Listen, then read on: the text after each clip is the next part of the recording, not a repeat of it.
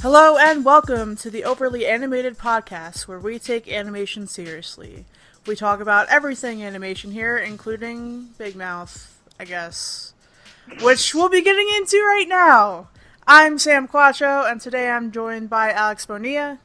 Hola. And Michelle Anderer. Hello. And like I said, we're going to be discussing Big Mouth, specifically the Valentine's Day special, My Furry Valentine, which came out on February 8th, which is not Valentine's Day, if you haven't noticed. But before we get into that, you can find out more about this podcast at overlyanimated.com, and you can subscribe to us on iTunes at overlyanimated.com/iTunes, or on YouTube at youtube.com/overlyanimated. So guys, Big Mouth. Yep. It's a show. Yeah. I know that we're all at varying levels of watching Big Mouth. Alex, why don't you explain your relationship? Okay. Yes. Also, just not to take away from your job, but also briefly, this is an explicit podcast. We will be getting into cursing Jesus. very quickly. So we can swear. Oh yeah, is what you're we saying. Can swear, yeah. So Yes. with finally. that out of the way, I watched half the first season. I said, why am I wasting my fucking time with this? And so I dropped it because it was awful and I hated it and it's terrible. And so I jump in because this is a special episode and I'm glad to see that Big Mouth has not changed in the slightest. So it's mostly because I asked both of them yeah. to do this. Yeah, but that's my experience with Big Mouth. I before this, I'd watched like 5 or 6 episodes of the first season. I was just like, I just can't get into it. So that's my experience. Michelle, how about you? So I don't even remember how long it's been since the show first aired, but I remember the first promo and all I remember was like, everyone looks really ugly. Why is sex such a huge part of this show? And also, why is everyone so ugly? So I just, based on that one promo, and it's a pretty short promo, like some kids at a sleepover and this like creepy furry thing's talking to him and telling him he should masturbate, thinking about someone. I don't know. Which is like fine. But I was just like, if this is the whole slant of the show, then all right. I'm not a little teenage boy, so I don't think this is really for me. I'm not really inclined to watch it further. I will say, having seen this, it was actually better than I thought. Oh, wow. But it's still not my favorite thing. I thought you But were yeah, gonna, it's actually like better than I expected. I thought that you were gonna like yell at me, like, Sam, this is the worst thing I've ever seen. Why'd you make me watch this? No, I think honestly, like Family Guy is so much worse than this, yeah. and South Park is way worse than this. And I watched the shit out of both those shows as a kid, so this is definitely not on that level. I would say it is a step up from both of those. So, my relationship with the Big Mouth. So I saw the first promo when it was a thing back like 2 or so years ago. I was like, oh yeah, a show that talks about like periods and stuff. That would be cool. And I watched the first season and I hated it. It was bad. And then the second season came out last year and I was like, well, might as well stick it with it. And I did. I will say that the second season was better than the first. And My Furry Valentine, the special, it's pretty okay. IMO. It's pretty alright. There were a lot of things I personally didn't like that we'll get into. It was fine. What do you guys think of the special itself? I'll say this. I know what they're going for. Like, I guess the overarching theme of this thing is like varying levels of masculinity because you got the Nick he's dealing with like, hey, I have a feminine side that's not right as a guy, and like learning to deal with that. And then you have the other kid, what's his name? Andrew. Oh, yeah, the most awful boy. Yeah, and on that side you have the toxic masculinity side of, hey, I'm a nice guy, I deserve the girl thing, and how that should be viewed as humiliating. So like, I get the themes they're going for, and I mean, I guess they pass all right, but it's just that my issue is just with the show in general. Of like, the designs are off-putting. The sexual jokes are just a mile a minute, and after some point, you just get inured to them. They stop being funny for the shock value that they're trying to do. There's like there are moments that I'm like, oh, okay, this is kind of cool, and like or not cool, but like it's at least it's fun. There's like one or two characters that are like, hey, I would be willing to see more of them, but I don't know. It's just this does feel like the kind of show that is trying to throw as many jokes as possible onto the wall and seeing what sticks. And at least to me, this is a very sticky show. Let's not mince words here. Very sticky. Yeah, but at least to me, not many of the jokes stuck in terms of being funny, just in terms of being.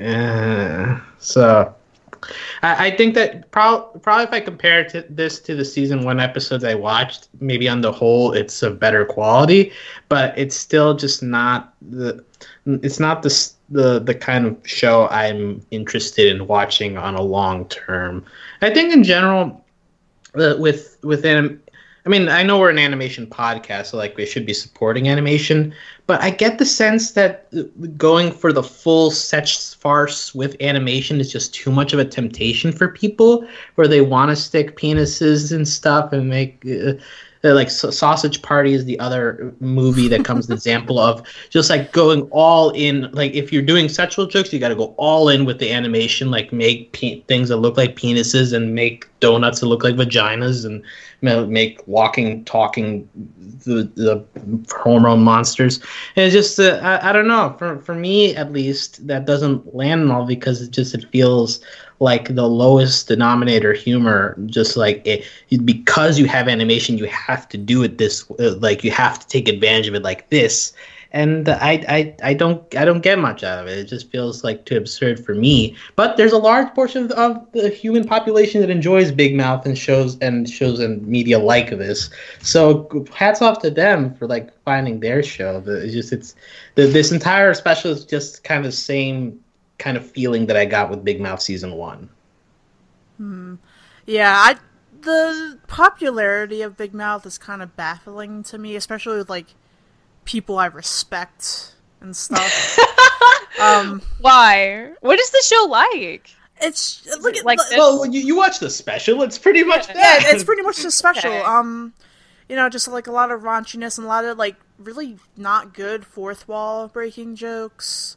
You know, kids having sex with pillows and just stuff happening, and I just don't get exactly what the appeal is to the layperson of the show.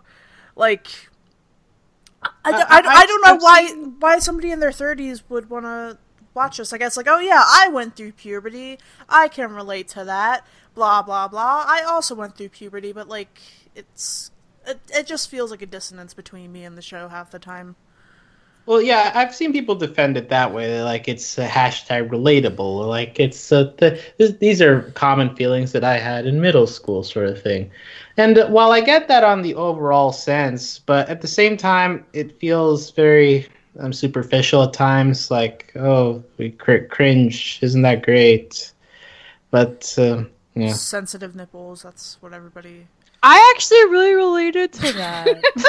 That was the thing in puberty. I was like, what the fuck is wrong with me? Yeah. And I was never given an explanation that it was normal, but eventually it just worked itself out. But I liked that detail. My nipples were also very sensitive. Yeah. In middle school. I didn't realize that you could put aloe vera and a cold compress I didn't know that either! Yeah. I just put on like lotion and hope that they would be okay, and I don't know. Anyway, let's get into the special itself. So, well, wait, did we get Michelle's opinions? Sorry, I missed that. Michelle, do you have opinions about the Big Mouth? I mean, I've only seen this special, and it was better than I thought. My expectations were like on the floor, though. They were really low. I think the thing that kind of made it a little easier to watch for me is like I was afraid every kid in the show is going to be like the biggest douchebag kid ever, and really only Andrew was that kid. There's all the boy characters kind of, they have very different monsters and approaches to what they want and who they are, and that was nice. So there wasn't like as much pressure for everyone to be the worst. It definitely, like, there was some girl hormone and puberty stuff, but it not nearly as much as for the boys. So obviously that's like the target audience for this. But I mean, I just expected the humor to be so mean and so shitty and so sexist that, like, that's a big part of why I enjoyed it more. Because, like, that's what I was, like, preparing myself mentally for the whole time. And I don't think it was quite that bad. Like, I really liked the bisexual kid who has sex with all the pillows and is, like, equally determined to have sex with, like, ladies and men. And pleasure them both in different ways. And he has this line about how he like they're both so satisfying in different ways. And I thought that was pretty cool. Like, he seems like a chill kid. Like, he definitely thinks a lot of himself, but he's also a teenager and is horny as fuck. So that makes a lot of sense. Would you believe that his subplot up until last season, he was fucking his pillow and he had a baby with it?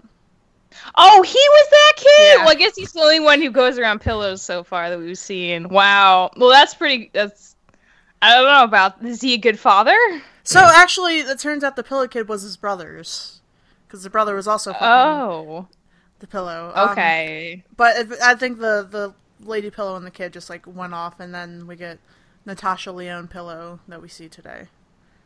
Oh, okay. All right, I didn't know that. That's information. Thanks, Sam. I didn't know Natasha Lyonne voiced that pillow. Now I had no weird idea. Feelings. I saw her in the credits and I was like, I wonder who she voices. And then I rewatched it so I could write an outline. And it was her. And I was like, wow, Natasha. She's been around. She's having a very big month. A big past 30 days for her. She could do better than Big Mouth, but whatever. Anywho. So the special itself, let's just get into it. Get into all the subplots and the plots and the things that happen in it. So basically the main storyline is a big When Harry Met Sally homage. You know, there's the interviews happening throughout the special. There's the beginning scene with Nick and Connie being his hormone monster, because... you know, last season, things happen. Blah, blah, blah. Kids have hormone monsters. That's a thing in the show. And it plays on the whole, men and women can't be friends with a boy can't have a girl hormone monster. And it's a whole thing. And there was the famous fake orgasm scene. And blah, blah, blah. What do you guys think about this? Bad? Yeah. Explain. I hate the fake orgasm scene. Like, even in the... I haven't actually watched all of When Harry Met Sally, but I watched the fake orgasm scene in that movie, and I'm not impressed by it. It might work better in context, I don't know. But, like, here, it just feels like a very one-to-one parody, and so it's not funny. Like, there's no angle there. It's just copying the scene. So, like, I guess I enjoy the mockumentary formatting to, like, I think that kind of fourth wall break works for the show. So, like, it's not as absurd as some of the other stuff that happens. So, like, that them being interviewed with their hormone monsters, like, that's a fine cutaway method. And there's some funny things that get out of that. But is there? Yeah, but I think so. If I think hard enough, there'll be some. I like the gay kids anecdotes and the hormone monsters banter, But yeah, just the overall usage of Harry Met Sally in this thing just doesn't work for me. Michelle, what do you think? Have you ever seen that movie? Yeah, I've seen it twice now. I kind of liked it because I wasn't sure the hormone monsters were hormone monsters at first, but it does kind of set a frame for it. Like, this is how we found each other. So kids can have different hormone monsters? How does that work? You, try one on for size, like a car, and then you can replace it as you grow up and your needs change? It's basically like you get assigned one, but in Nick Big Mouth's case, He has had like 2, and he didn't like either of them, so he went to like the Department of Hormone Monsters, because that's a thing. And then, blah blah blah, things happen, whatever. Then eventually Connie gets assigned to him, and that's where we end up. Okay. So that's a special case. Usually you just get one. Yeah. And they're with you for life? Yeah, pretty much. Until, like, you don't need them anymore. They're like Fairly Odd Parents. Oh, so they guide you through your sexual confusion. Okay. When does puberty end? That's a good question. When does it end? I feel like puberty and sexual maturity are 2 different things too, though. So I feel like they've positioned them as puberty monsters as opposed. Well, I mean, they call them hormone monsters, but I get the sense that they're only for the puberty stuff and not really for maturity. But well, you know that character, Coach Steve? Mm-hmm. Yeah. He had his hormone monster until like last season when he had sex for the first time. So it might be like a sexual, like, once you lose your virginity, no more hormone monster. I don't know. It's kind of fast and loose with the rules here with that. Yeah, because is it right to call sexual maturity just as soon as you've first had sex? Yeah, that doesn't like make sense the first time's like nothing. I mean, it's not like you're an expert, so why wouldn't they stick around? I guess it might just depend on the person, right? Yeah. Maybe it depends on when the monster gets bored. They just leave. Yeah. So they're not like genies. They can leave when they want to. I mean, I was unaware there was a department until you mentioned this, Sam, so I guess that means they have bosses. Do they have bosses? If I recall correctly, yeah. I don't remember. I think this is a good standalone episode to gather the general gist from. Yeah. We don't need to think about all the hormone monster backstory, whatever it may be. If we cared enough, we would watch season 2. Oh, yeah. I mean, you don't really want to, honestly. Anyway, so it's Valentine's Day, and everybody's got some different things happening. There's, like, quite a few subplots happening at the same time. We're just gonna go down the list I made of them with the different characters and just do that. So, Nick Big Mouth, he is Nick Kroll, the creator. Basically, his whole thing, he has Connie as a hormone monster now, and he's like, I can't have a girl hormone monster, I'm a guy. And apparently she makes his nipples sensitive. It makes him really emotionally sensitive. How did you guys feel about that whole thing? Like, I can't have a girl hormone monster, and also my nipples are sensitive, and I don't know what's going on, and everybody's making fun of my tits. I'll say that it comes off, at least for me, it comes off the worst when they're in the pharmacy and then like the kids are beginning to flick his nipples. That was very uncomfortable. He's like crying like, don't hurt me. But like it feels like it's making fun of the fact that he's a little more feminine in that scene, especially. So like that part didn't come off very well. I think the overall message is fine enough. That like, hey, like by the time the episode ends, he makes up with Connie. It's like, I'll take you back. I'm fine working through this with you. So it's like I get the overall message of it, of accepting a feminine side if that's what comes up in you. But there are moments in the thing that seem to undermine that message on the way there. Michelle, what'd you think? I mean, I think Alex's assessment is fair. I do kind of... So Nick's the main character? Yeah, he is. Of the show? Yeah. Well, that makes me a little happier that he does have a lady hormone monster. If Nick's a more sensitive kid... I just like that he's a little different from some of the other boys we're seeing, and this idea that, like, if you have certain genitalia, your hormones are going to make you be this kind of person. Like, clearly, it's a way bigger spectrum than that. And Nick's a really good case for, well, what if you do have, like, more female hormones than the average male? What is that going to do to you? And it's totally fine. Just accept it. I think that's kind of nice. Even though, yeah, It is a struggle for him. And, like, also, so he's probably, like, what, 13, 12 or 13? Yeah, 12-ish. At this point. Yeah. Like, that's a big, I think for everyone, that's a stage where, like, things are changing, and sometimes things change for certain people one way and not for you ever, or at least you have to wait until it's, like, your turn for it to happen, and it's this big, awkward, terrible mystery time. And to be the only boy to have sensitive nipples, like, I can see how that would cause, like, extra stress. Like, it's already hard enough going through puberty, and to have something that's not considered a normal trait for, you know, boys your age, that just, like, adds to everything being terrible all the time. But it is a good step that he went back to Connie. The weird, like... Wait, was Nick the one that she kept saying he, like, wanted to have sex with his parents all the time? Yeah, she was saying that he had, like, an Oedipal complex. I, like, wasn't a super fan of that, because I wasn't getting any vibes from him that was even the case, and even if it was, like, I hope he could just find some pillows, like, the other kid and get out of his system. But, so I wasn't, like, a huge fan of that, but, like, of all the monsters, I like Connie the most, and I don't even know her very well, and I just...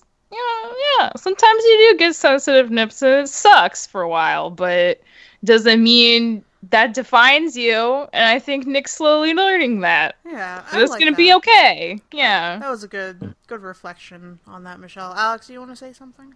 Oh, well, I was gonna just say, in terms of praise for this episode, Connie is the best. Like, Maya Rudolph gives a very strong performance of her. I think she's got a lot of good one-liners. Her performance of Changes in the second half of the episode is the one good musical. Well, no, maybe I guess there's, like, another good musical number, but her performance of Changes is really good. So I was impressed by the singing, and it came at a nice moment in the episode. So yeah, Connie is great, and one of the few characters that stand out. I was gonna express my annoyance that it had to be Connie, because there are a lot of other cool Connies in animation, but I think she's earned it. With this episode, she's earned the name, so good for her. There can be more than one cool Connie, we've learned. Yeah, now there's, like, as 3. As long as none of us are named Connie, we can be fine with that. That's the real rule. So I think the thing about Nick's little subplot that I felt was sort of like the breaking away from your parents sort of storyline. Maybe it's just because personally I'm the youngest.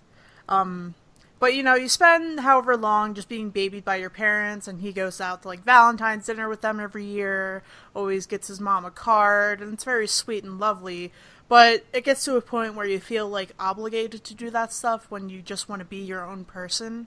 And I really like that, and I liked how there was, like, a balance between him and his siblings feeling like, well, our parents are really overbearing, and they're really kind of weird, but, you know, we still love them. And the parents are like, well, my kids turn into assholes, but we still love them anyway. I thought that was really nice. Yeah, it's relatable. Yeah, and I think that's something, if I could say one good thing about Big Mouth, that's something that it really excels at when it gets to really heartfelt life lessons about, you know, common feelings that people have that aren't just specific to getting boners or having sensitive nipples or whatever. Yeah, so it'd be great if it wasn't all sexual jokes and we could get, you know, meaningful relationships every once in a while. Like, there's another subplot here that focuses on a non-sexual thing that's also pretty great. So we'll get. But we're going to talk about Andrew now. No! Yeah! Oh, boy. Andrew, John Mulaney, he's kind of a little asshole throughout has he developed into an asshole, or is this new? It is actively. Well, in this episode he is, but I'm wondering because in season 1 he's like a very like nerdy kid who has no confidence whatsoever. So like, has he developed into this? Is this a new phase for him? What's going on? I think it's just a new phase because if I recall, the second season he gets like really ashamed by like his actions and like masturbating at inappropriate times, yada yada yada, and like he ends up in a good place, but him and Missy aren't together and he wants to get with her, so he's just trying to be like, I want to get with Missy, how am I going to do that? And you know, as we see in this episode, it turns into him pretending to be aloof, wearing like a Kangol hat, being like, "Hey, it's your move, baby," whatever. And it eventually morphs into, Missy not really feeling that way about him, not really responding to it, and he just goes off the deep end, gets really mean and kind of abusive, and we see throughout the episode this mirrors his father's actions towards his mother. And that sort of turning into your parents thing, taken up to the extreme, I thought that was like an interesting thing that was going on. Like, that's a fear that I think a lot of people have, turning into your parents. Not necessarily a fan of turning into a really abusive person who punches mailboxes and rips children out of their wheelchairs. Yeah! But it's a thing that happens. I think the show does a good job of portraying his actions as deplorable, and people should mock and humiliate these kind of people who act this way towards women. So I think the show does that. I think a bit, because with the hormone monsters, the idea is that they're kind of impelling the children to, as they're going through puberty, to make rash decisions, right? But it's interesting, in this plotline, you have the hormone monster agreeing to a point with Andrew's stuff, but like once he gets to like, hey, that guy can't even walk, like I'm gonna take him out of the chair. So like the hormone monster even there is like, hey, wait, this is wrong, and like he keeps going towards it. So like that kind of cements his assholery as not being just based off of puberty, but just him being an asshole. So like I find that an interesting decision, that we at least make the point that you can't blame all bad behavior on just these puberty monsters roaming around, but that you can have deeper assholish behavior that you need to remedy within yourself. So I guess in terms of a message, I think that works. It's not fun to watch, because obviously like seeing somebody like just like throwing dollars at a girl, like it's just very upsetting. Yeah. So like. But I think if their intent is to like expose this kind of behavior as terrible and that you shouldn't be thinking this way, then I guess they succeeded. Yeah, I agree. I think that the show does do a good job at sort of saying, hey, this is kind of fucked up. Don't do this, kids. Go to therapy, or else you'll get put on blast on the social medias. Michelle. Yeah. What do you think? I'm still thinking about Nick's relationship with his parents. It's a lot more interesting. I try to like mentally block out everything concerning Andrew. It's just so awful. That's okay. I think one of the things that's really relatable about that dynamic is like when I feel like for a lot of people, when they're kids and they reach a certain age, they start really craving autonomy, because like but by your teens, like even your early teens, like you're pretty savvy. Like you don't know how to do everything, but you know how to do a lot more than you could 5 years ago. And I think one of the issues with like Nick and his parents is that, parents, to them, like, 10 years, that's like a blink of an eye, because like they've lived so much longer. And to them, like, especially for the baby, the last child, I feel like they really do want to like have that same relationship with their kids as long as possible, because once it's over, and they know that, so they might cling a little more. I feel like for a lot of teenagers, like, that just makes them want to push away even more, or get like even more frustrated about the lack of autonomy they still don't have. And so like that kind of idea of like, yeah, like my parents love me, but they like really piss me off and stress me out sometimes. And the parents flip side of like, I love my kid, but like now he's an asshole. Like that's so relatable, because that's like how kids and parents feel. Like the parents don't want to let go, and the kids want to like push them away harder than ever. Because it's like it's hard on both ends, but it's probably harder, honestly, for the kids. So I don't know. I think like looking back, like that's pretty relatable too. I feel like a lot of us have been there to some extent. Yeah, we're just finding all the diamonds in this Valentine's Day bouquet of man. dildos. Now look, see that part is fine, right? But then they cut to the gag of everyone else saying "fuck you" to Valentine's Day, and it's not as funny because it's like, hey, like conjoined twins, we don't want to be together, and the waiter's like, yeah, I spit in your food, like the most common jokes possible. It's like, no, like you were being earnest like a minute ago, and then you just like swivel over to these like terrible jokes on just like lighten the mood, but you were doing just fine like a second ago. Yeah, so it's that kind of dynamic with Big Mouth that bothers me a little bit. That like there are moments that we're highlighting here, but then it's like sandwiched in between stuff that is not that funny. It's like if you had a sandwich with like all your favorite ingredients, but then somebody just puts like raisins in it. Oh, the biggest insult to anything. Raisins. I like raisins. Yeah. Oh, I hate but them. do you like raisins in sandwiches? It's an interesting thing to think. Yeah. I don't know. I had never had raisins in a sandwich. Is that a thing that can go inside of a sandwich? And it's like if you like turn the salad into a sandwich. Do raisins go into a salad? Yeah. Yes. Yeah, raisins and craisins also. Oh, craisins, yeah, but raisins? Are craisins different from raisins? Yeah, the cranberry raisins. Cranberries. That's why they're craisins. Huh. They're better than raisins. I'll say that for them. I don't know. I'm not a big fan of cranberries. Anyway. So that was Andrew's storyline. Yeah, Andrew's storyline, raisins. So moving on.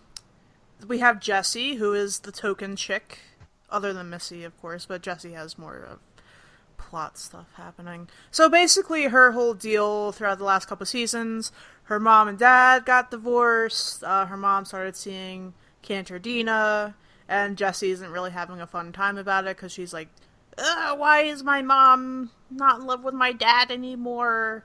Oh, I got teen angst. And basically the way how her storyline culminates, she hangs out with Matthew, the gay kid, they have a fun time, they sing a song together, it's cool, and eventually Matthew says, hey, everybody deserves love, including your mom, and, Jessie was like, oh yeah, that's true. That's very true. They had the best Valentine's Day, I think. The least drama that directly hurt them out of anyone, I feel. Yeah, they had a very minimal storyline, both of them, but I think it worked. Like, they got a dance out of it, yeah. Well, I think that Matthew's storyline is substantial, and Jessie ends up being just like the helper in his storyline, rather than Jessie having much of her own story, which is kind of a problem. I was going to ask, is Jessie actively horny in the show itself? Not really, no. She's because more just both like Jessie and Missy don't seem to have much of a sex drive, and I have a lot of questions about that. They talked about periods like once for a hot second, and that was it. So Jessie is playing more to like, oh, I have like bad girl tendencies, I'm gonna steal and like yell at my mom sort of angle. And then Missy does like to jack off a lot. She was humping a glowworm. Really? Yeah. Oh, wow. She likes to fantasize about Nathan Fillion. That's hilarious. Okay. So there is like a little bit of that stuff going on there with both of them, but it's very not as much as the boys stuff, I would say. Like nobody's humping pillows. Well, I guess a glowworm is a pillow a little bit. I don't know. Okay. Anyway. Alex, why do you think that Matthew's storyline was more substantial rather than Jessie's? Explain. Well, I think that Matthew his whole thing is, hey, I'm gay and I don't know another gay person, so what am I supposed to do for Valentine's Day? He finds solace in Jessie, since they both like to be snarky and they're both alone on Valentine's Day, and so they get companionship through that. And that he's the one who like gives like, hey, everyone deserves love, because he can be from that perspective where like everyone on the spectrum, including me, should have the opportunity.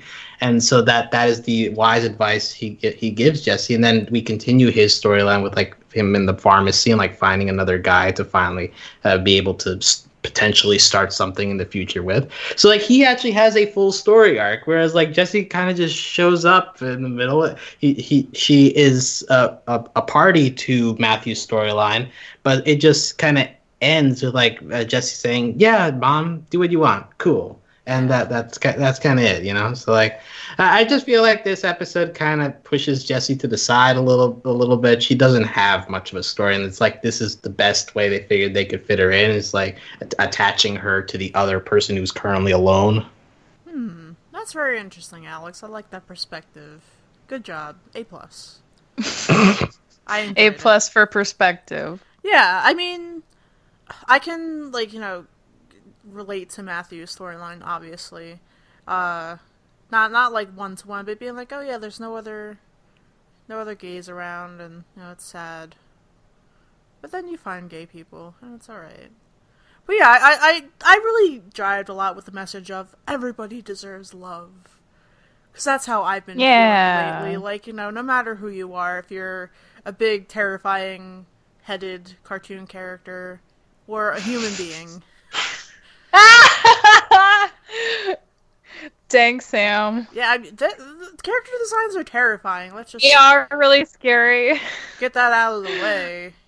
You know, Michelle, do you have any thoughts?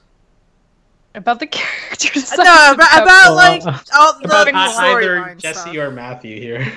I mean, I thought Matthew was fun. Jesse, she seemed like the most prominent girl, and that's kind of the only real feel I got for her in the entirety of this special.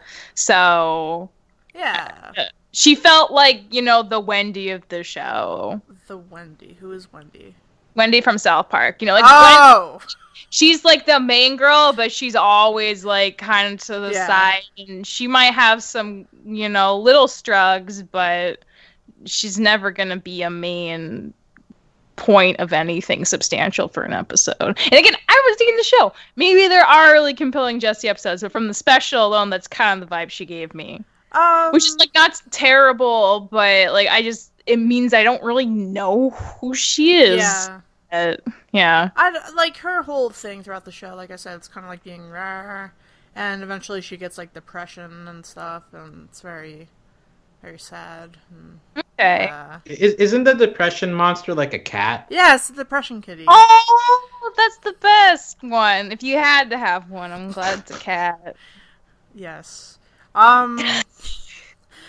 So our last main character that has a substantial storyline is Jay, who we talked about a little bit earlier. But basically his whole thing, he's bi, he's fucking pillows. I kind of like him. Defend yourself.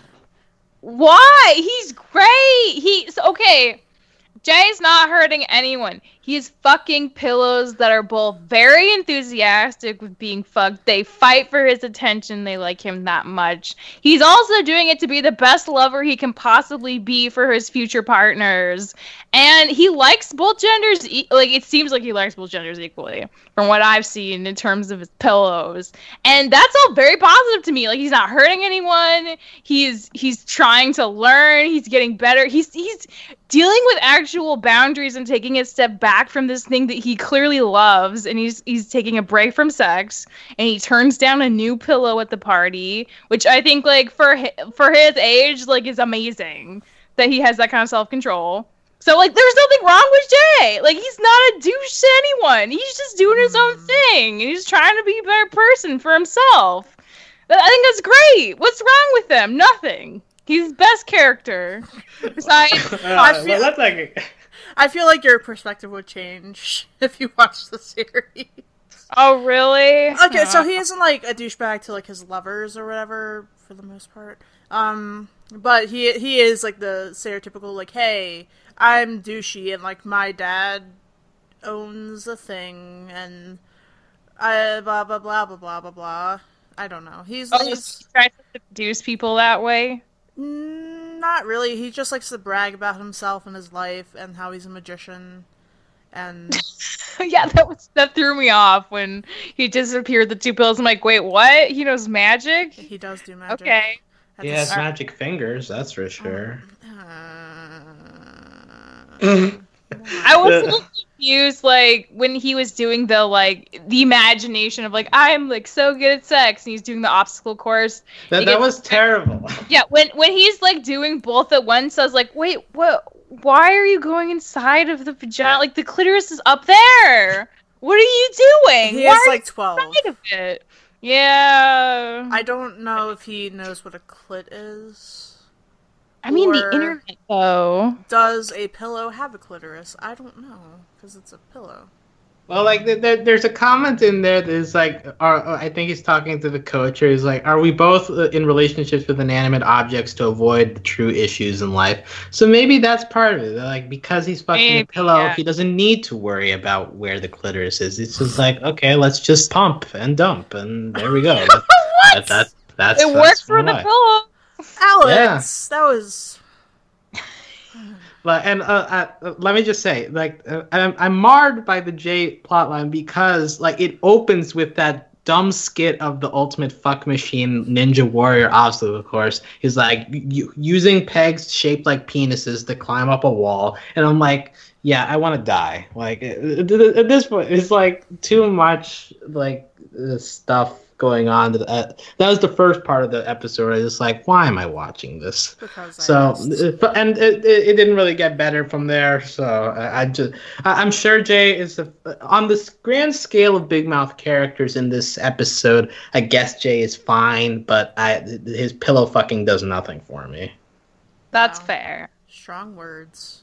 Not for everyone. Probably not for a lot of things that aren't pillows, honestly. The whole thing of like, hey, I'm gonna do a fancy dinner with you. Oh, but I gotta go exercise with him. Like, it's a classic.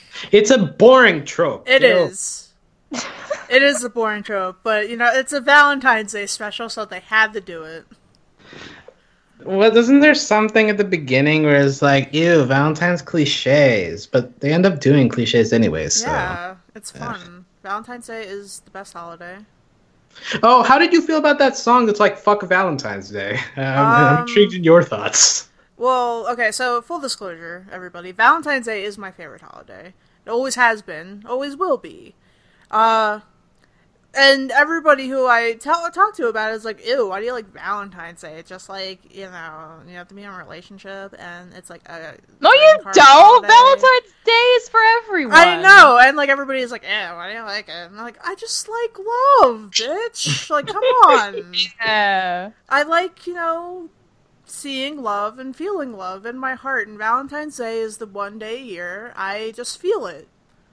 So, fuck you. Anyway. Valentine's Day, it's nice. But there's this song that's like, hey, Valentine's Day sucks, it's a day of pressure, and like the song is terrible. Is it the beginning song that you're talking about? Yeah, it's the first song where like they're all going to their school or whatever. Oh, this is partial musical, by the way, for some reason. Yeah. And somehow two out of the 3 musical numbers are okay. Like, that was actually a bit of a surprise. But the beginning one was just like, Valentine's Day is awful. Yeah. Things. Anyway. So a couple other things happened to a couple other characters throughout this special that aren't super duper notable, but we'll talk about them anyway. So Coach Steve, he's a guy. He falls in love with a box thing. Wait, I don't remember that at all. No, you don't remember Coach Steve falling in love with Reese's Witherspoons? Oh, that guy. Yeah, okay. There are a lot of different people in this episode. Yeah, I know. Yeah. So Coach Steve is still stupid character. Yeah, I honestly, I know he's annoying as shit, but I think he's really endearing. I don't. Like his just like malpropisms. Are just adorable, and he's just, I don't know, I like him. I don't know what it is about him, but I like him. He makes a border wall joke. It's like to keep people in so I can have friends. Yeah. Good for you show, I guess. That was a joke that the show made. It's weird that it was a joke, though. Yeah. He also makes a suicide joke at one point. Yeah. This is an unfortunate character, is what I'm realizing. Yeah, his life is very sad. He did live under the bleachers at school for a point. He was homeless? Yeah. I believe there's an episode where they had to teach him how to read. Yeah. That's sad. Let's move on. It's sad. He's a depressing character. They give him terrible jokes at the end. Who else is there? There is Lola. Who I like a lot. Is that the blonde girl? Yeah, she's the blonde girl. Oh, who liked the breakfast can. The breakfast sauce. And she has been eating Sephora body spray. Because she spent all of her money on it. That's fascinating. She really likes drama. I live for the drama. Yeah. It's a good impression. Is it? I don't know. I can't do Nick That's Kroll's. great. It's basically a lumpy space princess. I love Kind her. of, yeah. I She reminds me of the live blonde for the girl. drama. She reminds me of the blonde girl from Bob's Burgers also. The kid that, like, Yeah. is kind of Tina's nemesis, but not quite. I don't fucking remember her name. Yeah, but she But kind I of reminds me of her. I can see her in my mind's eye. She has like a side Yeah, ponytail, right? Mm-hmm. Yeah, that girl. Yeah. Missy has a whole thing with this kid Lars, the wheelchair kid aforementioned, who Lars gets her! They should be an item. They He's a should. nice kid. Yeah, he's not an asshole like Andrew is. Come on, Missy, you gotta. Well, I But guess also, she we is. should be careful not to ship them just because Lars is being a nice guy. Like, you know. True. That's true. They didn't make it clear that they were like an item. He was just like being observant in terms of things she likes, and he knew that she couldn't have sugar and stuff like that. So definitely like good foundation for a positive friendship. Yeah. What does it mean? Love. I don't know. It means a lot of There things. are many forms. They can have friend love. They can have friend love. Yeah. Then there's Duke Ellington, who I didn't like any of his plot at all. Which one's he? He's the ghost. Oh, I did not understand him. They're ghosts too. They're hormone monsters. It's really fucking weird. So basically, Duke Ellington is haunting Nick's house, and he's just a ghost in the attic. And sometimes he dispenses advice to Nick. Okay. I think he summons the voice of the ghost of Freddie Mercury at some point. Yeah. To, like, sing a duet. Yeah, they sing about being gay, like how it's okay to be gay in the first season. He wasn't really in season 2, thankfully. I think the one piece of this thing is that, like, he mentions that he's in love with the ghost of Whitney Houston, and I think they like cut later to a scene of the ghost having dinner with other ghosts, and the ghost of Whitney Houston is like, "What is he doing here?" There's not like Whitney voice. It's like that was a fine joke, I guess. Like the one good part of the Duke Ellington storyline. It's the drama, TM. We gotta feel it. Feel that Valentine drama. So, there were like a couple of jokes throughout that tickled my fancy, that didn't tickle my fancy. I really like Reese's Witherspoons. It's a good pun. It's a good gag. I really like Reese's. They're my favorite candy. Yeah. So I was about that. What else? If everyone ate a little bit more pussy, the world would be a better place. I agree. I think that's a good outlook on life. It's true. There's the whole thing with the incestuous Siamese twins. Yeah, no, thumbs down. And then one of them died, maybe? Yeah, he did die. Operating table, yeah. And it was the one who wanted the surgery to begin with, and it was very, very sad. Oh, no. Very, okay. A singular tear rolled down my cheek when that happened. It didn't. That's just out of place. There's Michael Shannon Valentine's Day cards. I missed that joke. What was the joke of that? Basically, Michael Shannon looks weird and has a lot of veins on his forehead and breathes a lot. That was such Wow! What a sad thing to be remembered for. Poor Michael Shannon. Maybe there's a card of like him from like Man of Steel. It's like, I'll break your neck in bed or something. Who was he in Man of Steel? Zod. He was Zod, the seems... guy Superman fights at the end. That's unfortunate. Why was he Zod? Because he's a menacing villain character. Like Michael Shannon is good at playing villains. He is, but like more like creepy villain. It's not like... Zod kind of gets portrayed as creepy in that movie, so I think it works. I guess so. I think my favorite joke that I don't quite understand, it was just like you have to pause the screen to see it. It's when we're outside of the Walgreens at any point, and the sign says, "We make CVS look like Rite Aid." I don't understand what they mean by that. I don't know what that means either. So does what is the tier between Rite Aid, CVS, and Walgreens? I think it goes that CVS is highest quality, Walgreens is middle quality, Rite Aid is lower local quality. That's how I've experienced pharmacies. Yeah, definitely. That's how I feel. How do you feel about the pharmacy hierarchy, Michelle? I have no idea about the pharmacy hierarchy. I didn't know CVS's existed until I moved from the west to the east. Honestly, I'd never seen one before. Interesting. Wow. So it could be a regional thing too. Like I don't think I've seen a Walgreens in Atlanta. They might be here, but I've sure seen CVS's. There's a lot of Piggly Wigglies. Yeah, but I think those are grocery stores. Those aren't pharmacies. I don't know. What is a pharmacy and what is a grocery store? They both do things. A grocery store sells vegetables. There are many pharmacies in a lot of grocery stores. Yeah. So grocery stores just have more food, I guess. Where does Duane Reade's fit in the... What is Duane Reade's? That might be a tri-state thing, but like in New York City, they're all over the place, those pharmacies. Wow. I'm trying to think of other pharmacy chains. No, I think those are the big three, though. CVS, Rite Aid, and Walgreens. Walmart. They have a pharmacy, I'm sure. Yeah. Who goes to a pharmacy that isn't those three, really? I don't know. Anyway. Any other thoughts about this big mouth heap of stuff? Any fun jokes or things that you felt were terrible and or good? Well, here's a discussion. It begins with Nick.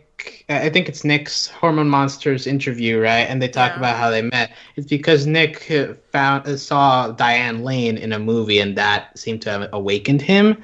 And that kind of is relatable in a way because, like, do you like Diane Lane? Well, no, but I like Brittany Murphy, and she was my first. So I think that most kids have that, like the first actress or actor that like wakes something up in you. So I kind of like that. Even like I don't know. Let's see. Is there anything that was actually notable? Oh, okay. There's actually one thing where Jesse and I don't want to say the. Yeah, Matthew there. Thank you. But Jesse and Matthew are talking, and the lady monster is like, "Why do all the good guys got to be always gay?" And the Maurice is like, "Hey, you got to respect a man's right to be gay." And the lady's like, "Yeah, wait, what?" So because I guess Maurice, the idea is that he's not usually that kind of progressive talking. So I guess I kind of like that exchange. It stood out in the mass of bad sex jokes in this movie, in this episode, and. I think I think I've covered pretty much everything that stood out to me in terms of being good. Anything else stand out to you, Michelle? No. Only because I didn't know any of the characters going in, and we kept changing to different people so many times, and it kind of got a little soupy in that respect towards the end, but I think the main character's maybe an okay person. I'm a little sad to know that is named Jay, the bisexual boy. Yeah. I'm a little sad to know he's like not as great outside of the special as he was in it. But you know, it's still better than I expected. So at least I can die knowing that. Yeah, you can die having watched a singular episode of Big Mouth. Mm-hmm. There's a joke where apparently women like Billy Crystal. So like another Harry Met Sally reference because he was in that movie. So I guess is Billy Crystal sexy? I guess I wouldn't call him sexy. So I liked it when Harry Met Sally when he had the beard, but when he was clean shaven, it was just like he looks like a baby. I didn't like that. Also, like I only associate his voice with Mike Wazowski, and it's kind of hard to think of that as like a sets icon. You can try hard if you think hard enough, but I'm sure it's an uphill battle. there's Monsters Inc. sex fan art somewhere. Oh boy. There's There's There's that one something for monster that has everything. like all the snakes on her head. Stop! Stop No, right there. she's, Stop. she's fine. She's a nice lady. Yeah, but I'm just saying the snakes. Never mind. Yeah. That was a big mouth quality joke right there. You should be laughing your asses off. Wow, you should go right for Big Mouth, Alex. Yeah, your dream, Alex. Your favorite place. You could never go. If you could work for one show, it would be Big Mouth, Yep. I think. Head writer, Alex Bonilla. If I write all the bad sexual jokes on purpose, then it would be like other people saying they're great. Yeah. I'm sorry if I'm a bit of a damp It's blanket fine. here, but No, like it's a good balance, I think. So, like, I thought it would be interesting to get, like, different perspectives in terms of, like, familiarity with the show.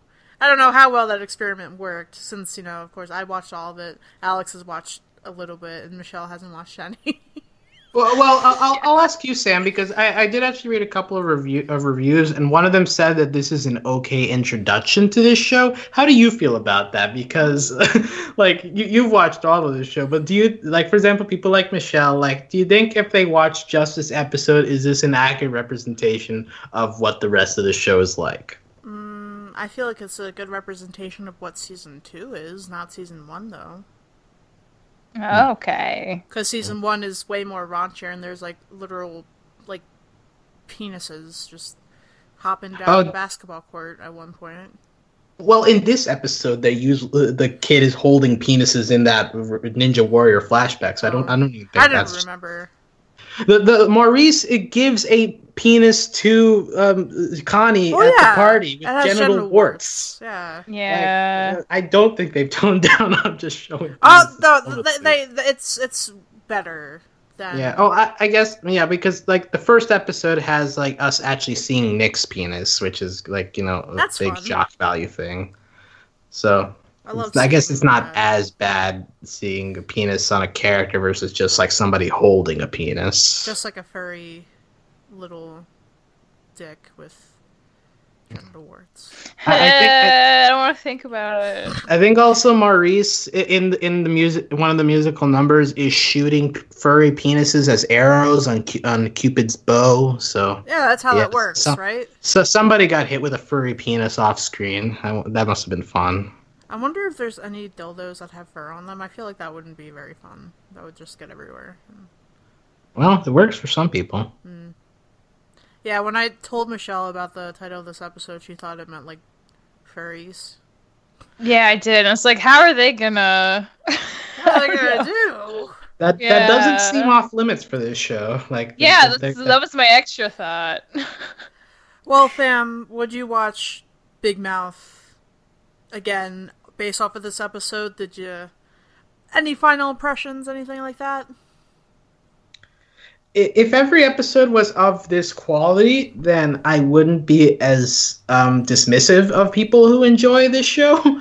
But I've seen other episodes that are even worse than this, so I can't say that. So no, I would not continue watching Big Mouth just based on this episode. But I will say this is probably one of the better episodes of Big Mouth that I've watched. So congrats. And if you dig deep enough, there are important messages that should be transmitted to the people who are watching. It's just a matter of if people get those messages out of the pile of crud jokes that they've piled on top of those interesting insights. Michelle, what about you? I feel like there are a lot of really good shows, even really good shows on Netflix right now that are way more on my to-do list than catching up on Big Mouth. So if I was like really desperate 10 years from now and I just had to kill time, maybe I'd pick it back up, but I'm not in a hurry. Yeah. I've heard good things about that Sets Education show. Has anybody? Yeah, Oh, yeah. I That's really watched good. the first 2 episodes. It's a good time. I watched it They're good characters with my sister, of all people, and it was really You good. guys should watch Russian Doll too. I did. I watched all of it. It's really good. And watch season 3 of One Day at a Time. It's I watched also all very that too. There's so much good shit on Netflix right now. Like, there's no way I would go to this. And even good Netflix animation, because we are an animated podcast. But like, there's good Netflix animation out there that you don't need to waste your time with this. Wow. This is very true. I know that I will be watching Big Mouth season 3 My condolences. because I've already watched all of it. Why not? Honestly, I didn't think it was that bad. I thought it was okay. Would I watch it for a third time? Not really. But that's fine. Okay. Yeah. Is this the new Valentine's Day special we were clamoring for? Not really. Are there any other good Valentine's Day specials? SpongeBob Valentine's Day episode is the pinnacle of Valentine's Day animation. There was a Peanuts one. There's a Rugrats one. Valentine's Day is a really, not like invisible holiday, but it doesn't get as much credit as I think it deserves. Any Valentine's Day special is just like, Valentine's Day, I'm single. How do I impress my significant other? Yeah, and at least with animation, in terms of, like, maybe not Big Mouth specifically, but in terms of animation, Valentine's Day specials, it's more about, like, just the general platonic love that you can share with other people, which I dig very much. Was Big Mouth about platonic love? I don't really know. Maybe. There was the one storyline, like between why are these names so difficult to remember? Jesse and Matthew. That is like the representation of a good platonic relationship. So it's like there's one representation of that here. Yeah, love, man. It's a thing. I guess Missy and the wheelchair kid too. All right. So, I think that's about it. Do you want to speak now or forever hold your peace, y'all?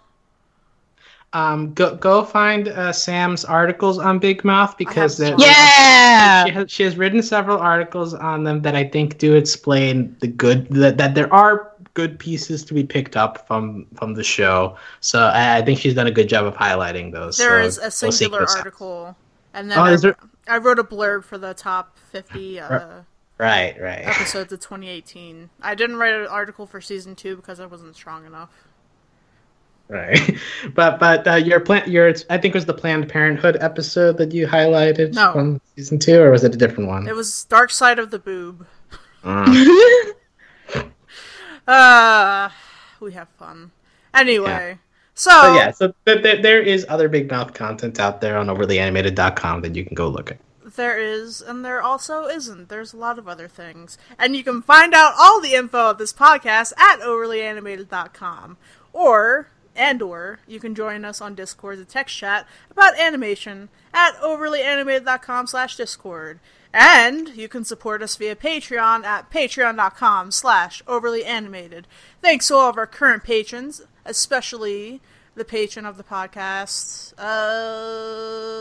Andy, aka Buzz Lightyear. Yay! Where are the... Okay, sorry, I'm reading. And thanks always to our Patreon executive producers, John, Ryan, Steve, Alex, and Hugh. Anything you guys want to plug? There's a lot of stuff happening lately. I know that they just did like a Genlock podcast, and... Yeah, Genlock's a good show you could be watching. Promised Neverland is a good show you could be watching. You could go back and watch She-Ra. We're doing podcasts on that, and preparation for the Netflix premiere of the second season coming soon. Yeah. BoJack. Let's just list all the Netflix shows. Yeah, all the other Netflix shows that you could be watching other than Big Mouth. I'm pretty sure the only people who will listen to this are people who watch Big Mouth, and they probably won't be happy, but it's fine. You know, different strokes for different folks, right? Ha! Strokes! Ha! Ah, get it? It's what you do when you masturbate. Yeah. We should keep this going for 5 more minutes so we can I'm get to minute gonna leave. 69. Well, we need to get to minute 69, though. Oh my So- god. I don't think we're gonna get to minute 69. Darn. Because I have to make edits too, so... Yeah. So just be done now. Yeah, be done, so... Okay. I think that's about it. Perhaps there will be other Valentine's Day content from people who may or may not be on this podcast right now. Me. I'm thinking about it. Anyway. Yeah, thanks for listening, guys. We'll see you next time. Bye. Adios. Bye.